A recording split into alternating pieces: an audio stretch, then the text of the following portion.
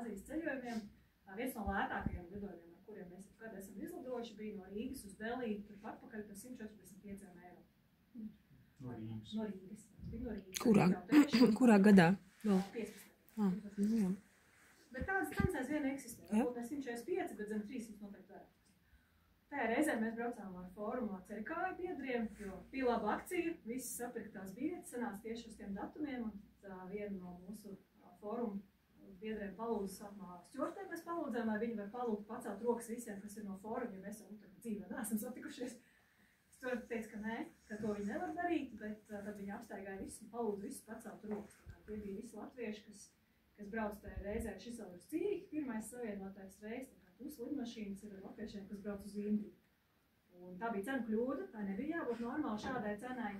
Un pēc tam bija tāds baumas paklīdi, ka esot no Swissair cilvēki interesējušies, kāpēc visi reisi, kas ir no Rīgas pirmie atvērtie jaunie, uz Cīriku, tā ka visi uz Indiju. Latvijā tik daudz indiešu, ka visi brauc uz Indiju. Tikko pārlaiž pirmo reizi tos reisus, visi tik uz Indiju.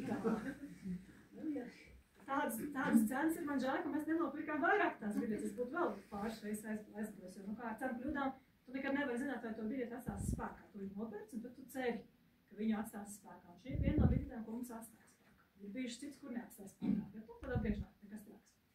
Bet, nu jā, nonākot Indijā, šis bija mūsu pirmais ceļojums uz Indiju, bet tu pēc tam brauc vēl vairākas reizes uz Indiju, varbūt var pastāstīt, kāpēc. Jā, es kaut kādu laiku Indijā komandējos bijis kopā. Uz gadu tie saskaitījuši kopā, es gandrīz nodzīvoju tur. Bet Indija jau ļoti dažādi atkarībā no kurā vietā, jo komandējumos es biju Punē, tas ir Maharashtra štatā, tas ir 3 stundu brauciens no Mumbais. No Mumbais, jā, tajā pusē. Un tur tā ir tā kā Silikona ielai Indijas, un tur ir ļoti zolītas.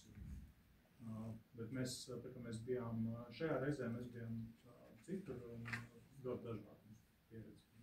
Bet neskatoties uz to, pie kopīgām bildēm atgriežot, tad šis jau bija tā reizē, ka Jākabs bija komandējumā, un es braucu ciemos pie viņu arī pastrādāt attālināti. Izteikti tieši Indijā ļoti prasa kopīgi nofotografēties. Kā šķiet, ka jums kāds pierāk tagad uz ielas Latvijā, jums nobildēties. Nu, droši vien jūs varētu arī piekrist, bet man grūti, ja kādam ļoti vajag. Bet pie kura jautātāja jums apniktu? Cik reizes jums būtu jāprāt? Kāds jums ir tas limits? 10, 50, 100? Pie sastāv, piemēram. Tas ir pēram pēc 5 minūtēm. Jā, arī laiks Tas uzreiz notiek tās. Principā ir tā, ka tu nevar apstāties uz vietas un sāk kaut ko pētīt, jo ja tā kā Korejā tev pieklājīgi pienāk un pajautā vai palīdzību, vai šeit ir tā, ka foto, selfie, un tu tā kā sākumā nesaproti, ko no tevis grib, labi, tu piekrīti, un tad to ierauga citi, un tad viņi sāk uz tevi skriet. Rindā stāties. Apkārt bažas vācās. Jā.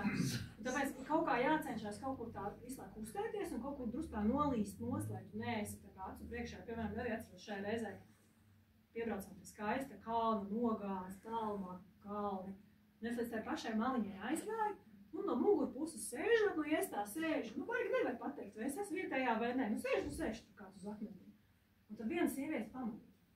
Es biju nogurusi, ka labi nāksēdies, man blakus nobildies. Tā ir forši viņām sēdās. Tad pienāk nākamais, un tad nākamais, un tad tu saprati, ka mēs nevar tur mierīgi pasēdēt un paskatīties uz tiem kalniem, ka tev ir kaut kur jāsāk čāpot tālāk.